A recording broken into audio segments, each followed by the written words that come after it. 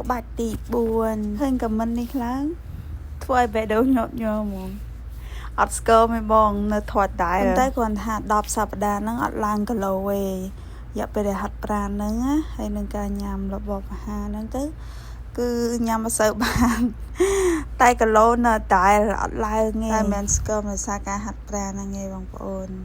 ដោយសារការញ៉ាំហើយហាត់ប្រាណហ្នឹងក៏ជួយតិចដែរព្រោះយើងហាត់បែបតិចចឹងណាហើយបើក្បាច់យើងនេះវិញណាគ្រាន់តែលុតជង្គង់ហើយអោនងើបតែប៉ុណ្្នឹងឯងមកក្បាច់ដែរឃើញអញ្ចឹងឯណាប៉ុន្តែជួយសម្រួលដល់ចង្កេះយើងច្រើនដែរណាបងប្អូនថ្ងៃយើងមកឆ្លៀតពេលបានឆ្លៀតពេលរយៈពេល20នាទីឬក៏ទៅ30នាទីដើម្បីយើងហាត់ប្រាណអញ្ចឹងណាដើម្បីសុខភាពយើងហើយណាមួយនៅក្នុងខ្លួនយើងវាអត់សូវស្រួលដូចយើងមនុស្សធម្មតាទេយើងមនុស្សពិសេសអញ្ចឹងទៅយើងអត់សូវស្រួលទេអញ្ចឹងមានតែហាត់ប្រាណហ្នឹងឯងដែលជួយសម្រួលដល់អារម្មណ៍ហើយនឹងរាងកាយរបស់យើងបានច្រើនខ្ញុំទទួលស្គាល់ថាបានច្រើនហើយយើងហាត់បែបតិចចឹងមកដើម្បីសុខភាពយើង